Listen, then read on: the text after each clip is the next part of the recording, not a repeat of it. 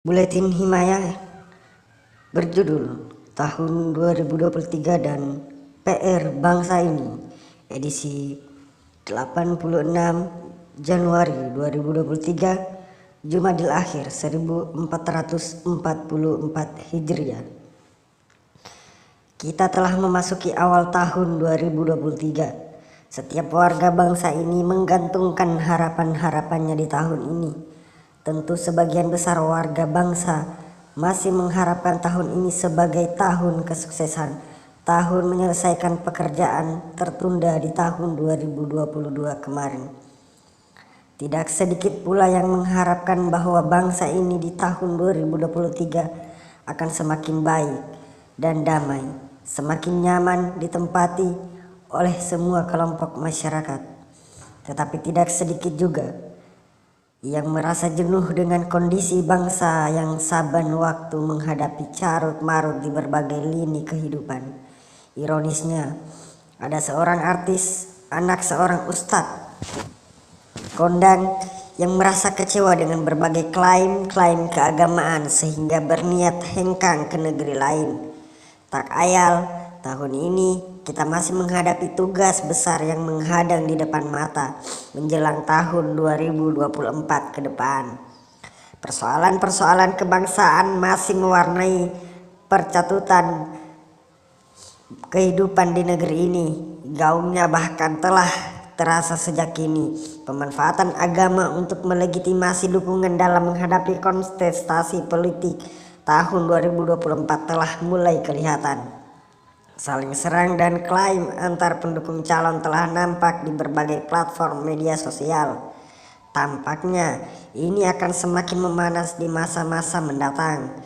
Dengan demikian, kita dapat menyadari kini bangsa ini masih memiliki pekerjaan rumah atau PR yang sulit diselesaikan. Kenapa sulit? Sebab sebagian warga ini belum memiliki tingkat kedewasaan dalam memahami perbedaan, baik perbedaan ideologi keagamaan dan politik.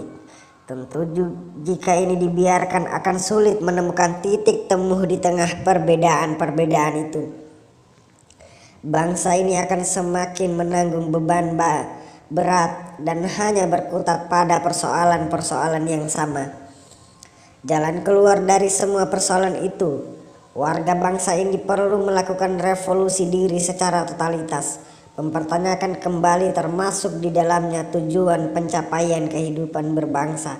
Lebih jauh, agama apapun agama itu diharapkan dapat memberi pelajaran, memberi jalan keluar dan jalan terang menghadapi masa depan.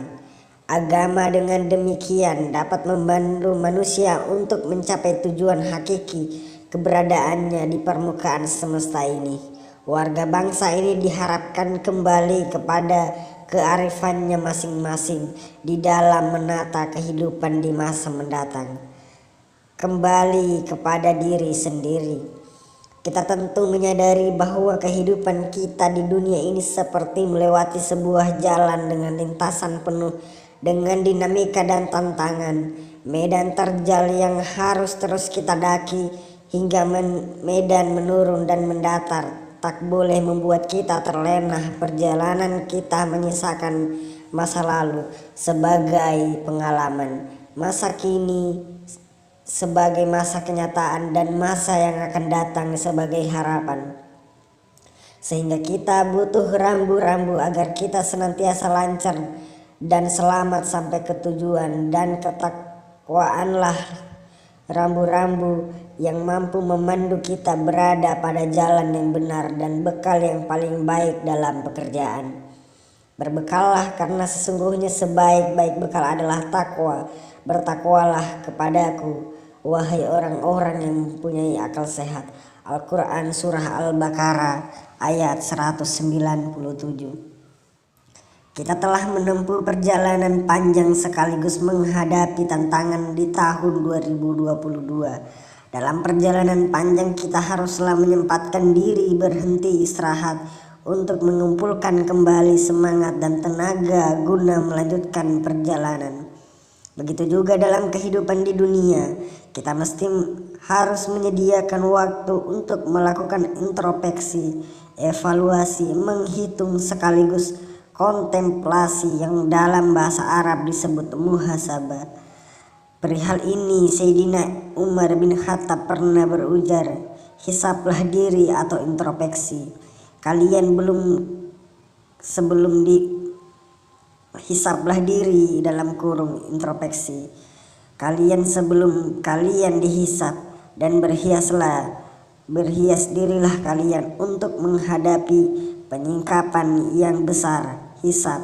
Sesungguhnya hisab pada hari kiamat akan menjadi ringan hanya bagi orang-orang yang selalu menghisab dirinya saat hidup di dunia. Bahkan dalam sebuah hadis yang diriwayatkan Imam Tirmizi, Rasulullah SAW pernah bersabda, orang yang cerdas, sukses adalah orang yang menghisab atau mengevaluasi dirinya sendiri, serta beramal untuk kehidupan sesudah kematiannya. Sedangkan orang yang lemah adalah orang yang mengikuti hawa nafsunya serta berangan-angan terhadap Allah Subhanahu wa Ta'ala.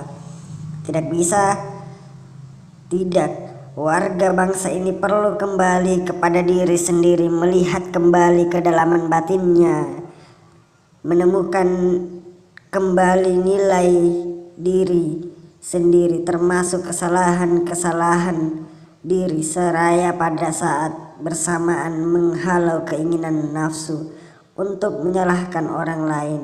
Kontemplasi diri ini penting dilakukan agar setiap warga bangsa dapat menatap dan menjejaki masa depan dengan baik, jauh dari prasangka-prasangka negatif. Hal ini sangat relevan dengan Al-Quran Surah Al-Hasyr ayat 18. Hai orang-orang yang beriman, bertakwalah kepada Allah dan hendaklah setiap diri memperhatikan apa yang telah diperbuatnya untuk hari esok, dan bertakwalah kepada Allah, sesungguhnya Allah Maha mengetahui apa yang kamu kerjakan. Petikan ayat tersebut menegaskan pentingnya kita sebagai warga bangsa untuk mengecas kembali semangat untuk menata kehidupan untuk lebih baik di masa mendatang. Untuk itu ada beberapa hal yang dapat kita lakukan. Pertama, mengoreksi diri dengan introspeksi diri. Kita akan mampu melihat kembali perjalanan hidup sekaligus mengoreksi manakah yang paling dominan dari perjalanan selama ini. Apakah kebaikan atau keburukan, apakah manfaat atau mudarat, ataukah semakin mendekat atau malah menjauh dari Allah Subhanahu wa Ta'ala. Kita harus menyadari bahwa semua yang kita lakukan ini harus dipertanggungjawabkan di sisi Allah. Keduanya adalah upaya memperbaiki diri. Dengan introspeksi diri, kita akan mampu melihat kelebihan dan kekurangan diri yang kemudian harus diperbaiki di masa yang akan datang.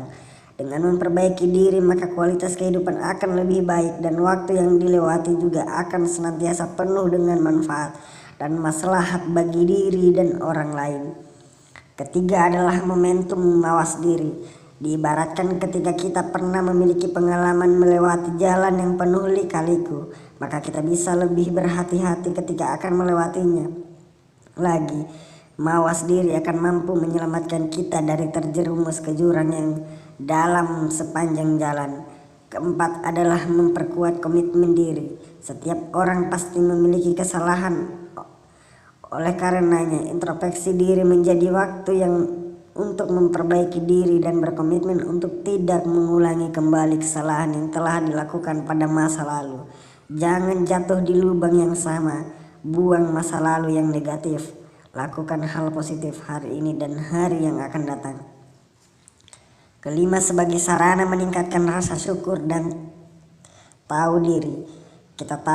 Kita harus sadar sesadar-sadarnya bahwa keberadaan kita sampai dengan saat ini sama sekali tidak bisa lepas dari nikmat-nikmat yang dikaruniakan Allah.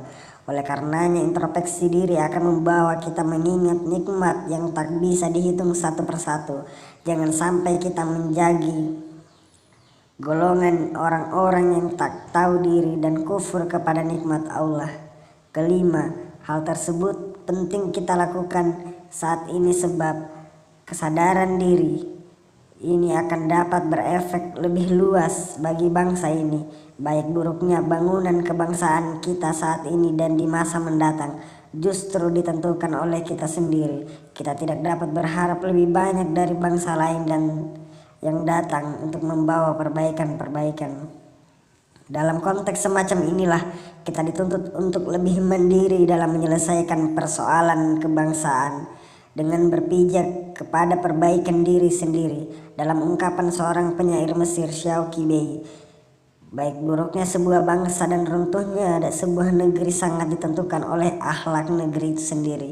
Tiada cara lain, kita harus memulai dari diri sendiri, melakukan perbaikan sehingga dapat berefek luas bagi bangsa ini. Ibda bin nafs.